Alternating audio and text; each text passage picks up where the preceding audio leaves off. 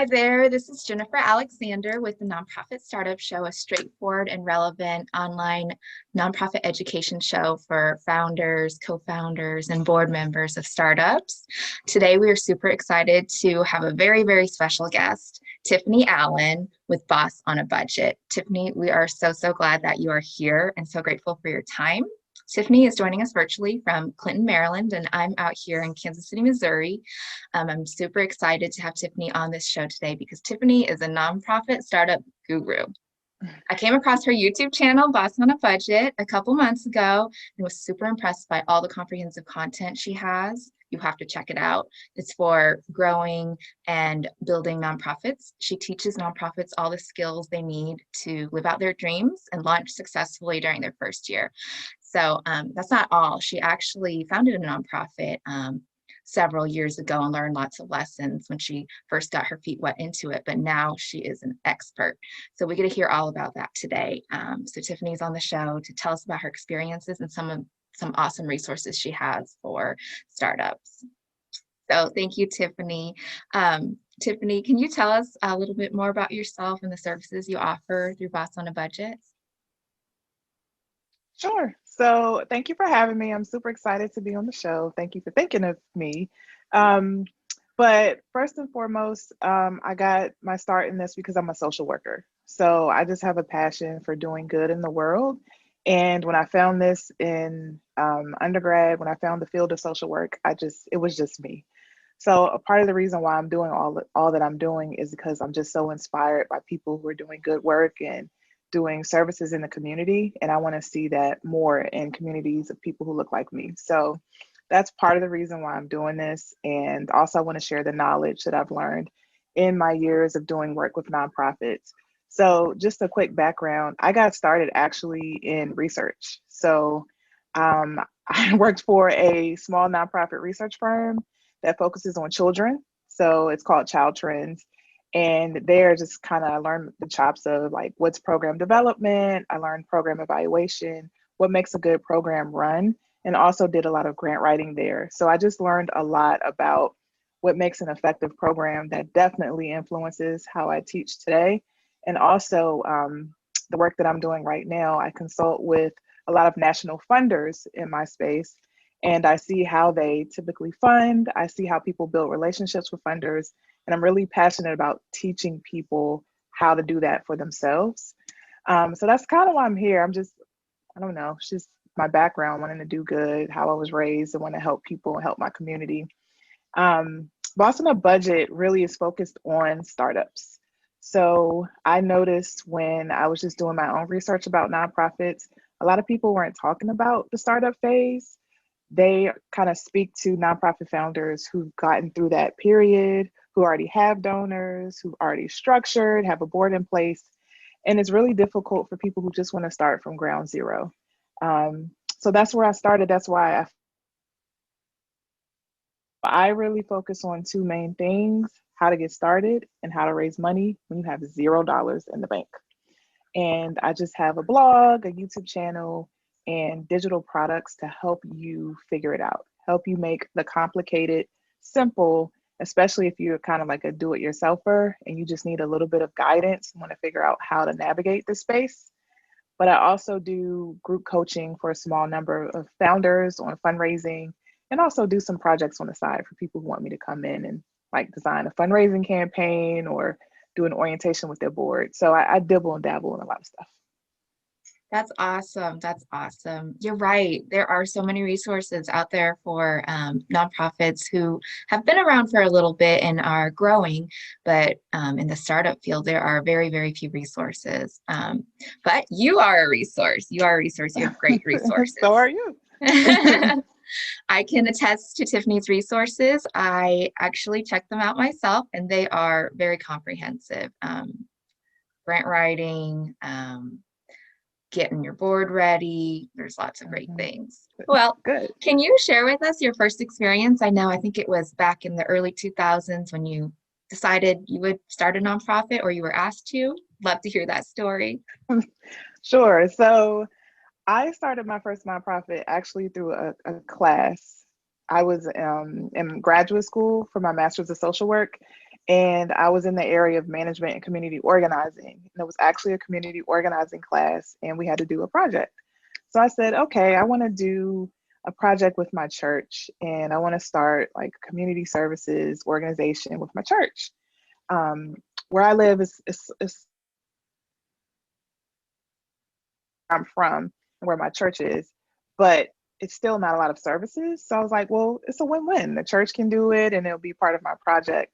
So I actually got together a lot of the elders of the church and started talking about doing it. They were on board and we came up with a name, we came up with the mission and vision statement. We started meeting on a regular basis. And I'm not embarrassed to admit this, but it really didn't go far at all for a bunch of different reasons. One, namely, because I was the main driver. And then once I graduated and didn't have a class anymore, I got caught up with getting a job and all of that, and no one else was kind of pushing it forward. But that experience also taught me a lot about what I didn't know. And so years later, I think back to it and say, okay, if I was in that position again, what are the things that I would tell myself to go about it the right way? What are the paperwork requirements, administrative requirements do I need to know about so I can tell people who are in that same position where I was? So that's kind of why I do what I do also, because I remember where I was and how confusing it can be to start a nonprofit. Yes. So I'm sure there are a lot of things you would tell yourself back then, but what are some key things, that you would definitely tell someone that they need to know? The first thing I would say is do your research because there are so many nuances to a nonprofit that you have no idea exist until you encounter them.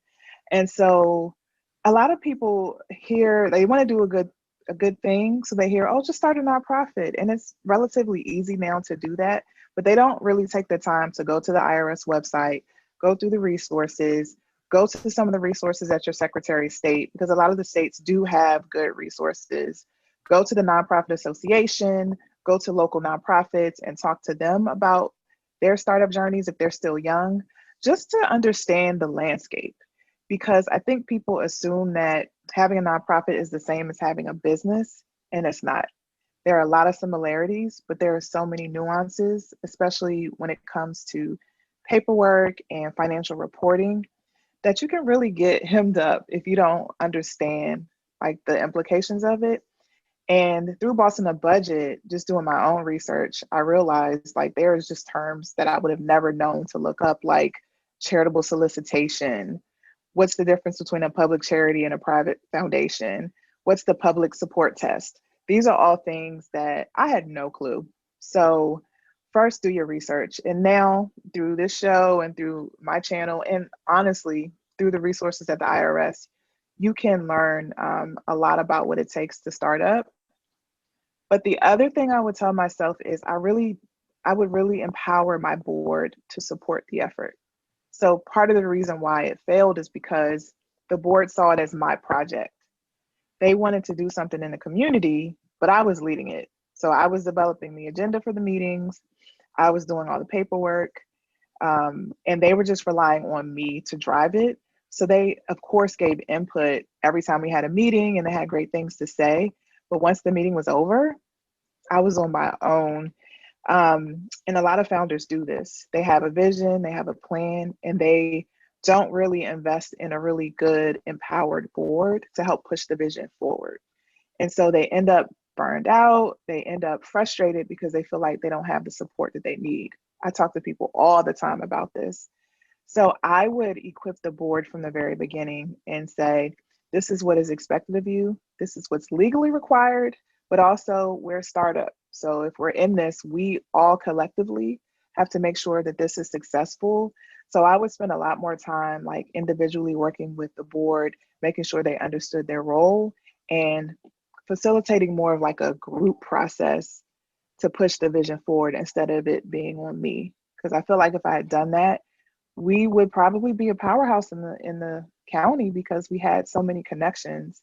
Being in the county seat, we're like right around the corner from the courthouse and knew a lot of the local leadership. So that's what I would do differently. Absolutely. So what I'm hearing is don't rush, do your research. So I know something I've noticed a lot is founders who want to empower their board don't know how to because they haven't taken the time to do the research. They're not really sure about what the board is actually Mhm. to do. And so I hear you really driving that point, like do your research, learn what a board is supposed to do so that when you recruit, you can pass on that knowledge and everyone be on the same page and it would really be a great Exactly. business. So that's great. Um, Exactly. so I told you that Tiffany has great resources. Some of you may have gotten a copy of the Nonprofit Startup 12-month roadmap that was offered several episodes back. But Tiffany's got this really comprehensive nonprofit startup checklist that's even more detailed. So like a roadmap, everyone knows there's several different routes to a destination, and that provided a framework and a guide. But her checklist, when you are getting ready for a road trip, you not only need to know where you're going, but what you need to Mhm. bring, how you need to prepare. And so her resources kind of cover all of that. So Tiffany, can you tell us more about your nonprofit startup checklist? And I believe you also have a nonprofit startup workbook. Sure, I can talk about it. So, the checklist is like a really comprehensive list of all the things you need to be mindful of when you're starting your nonprofit. And it's not just around the paperwork, it's also around, okay, after that, for your first year, what should you be focused on? Because a lot of the questions that I get also from founders, those questions are, okay, I got my 501c3, now what? What am I supposed to be doing? What should I be focusing on? So I tried to structure it in a way to give people a sense of the major things they should be worrying about, the things that will put them in a position to be able to get funding and to have like a secure foundation. So the checklist is actually organized in different phases to help you kind of figure out, okay, now we're in this phase, now we need to move towards this. So it starts with like the idea phase before you even do any paperwork. How do you pull together a board? Like, what are the things you should do around that? And then it moves like into execution. So that's when we talk about the paperwork, and that's what we talk about fundraising and your budget and your strategic plan for the year and your other things you need to have in place to make sure that you're bringing in money. And then it talks through some other things that people don't really think about beyond the paperwork, like your communications, your branding, how to make sure your organization has a strong brand and is visible, but also things like insurance, things like your outcomes, like how can you measure success, like set up those outcomes from the beginning so you can begin to look at data and track that data. It also talks about staffing, hiring, which most new nonprofits aren't at that point where they're ready to hire people, but it's always important to know what's coming down the road and to prepare. So if you set up yourself in a way that you're prepared to hire, it's much easier than just winging it. So it also takes into consideration all the things around hiring folks and, employees versus contractors and all of that.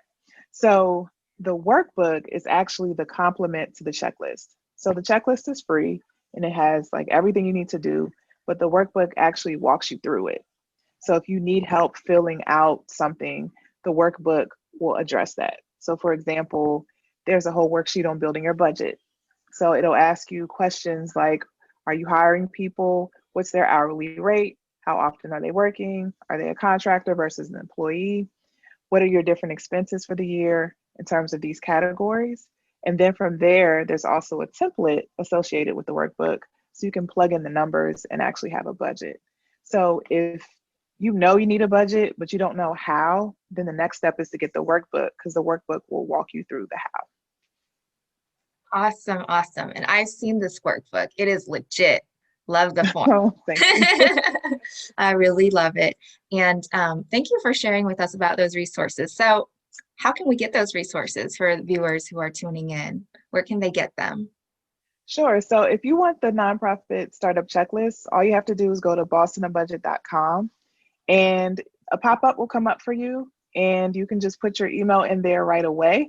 But if you want a direct link to the checklist, you can go to rebrand.ly, so rebrand.ly/NP checklist. So that stands for nonprofit checklist.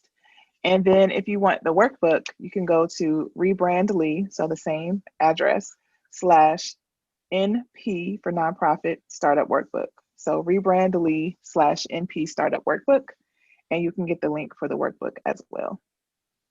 Well, awesome. That's so awesome. Thank you so much, Tiffany. Well, thank you again so much for your time, your story, and your expertise. It's been so fun to talk with you. I really wish you lived in the Midwest because I think we get along really well, hang out and talk about nonprofits all day. One day when I get on the One day. podcast. So for those of you who have been tuning in this season, you know that our goal for the Nonprofit Startup Show is to feature dynamic and diverse experts in the nonprofit startup field that promote empowering, strategic, sustainable, and equitable approaches to starting and building nonprofits. So Tiffany, you definitely embody that with the work you do through Boss on a Budget. So thank you so much. Well, again, you can go to bossonabudget.com to learn more about her resources. There's a lot more than just the startup workbook. Maybe you're past that phase and you're ready to write your first grant. She's got resources about that. So thanks so much for tuning in. We will see you next time for the Nonprofit Startup Show. Thank you.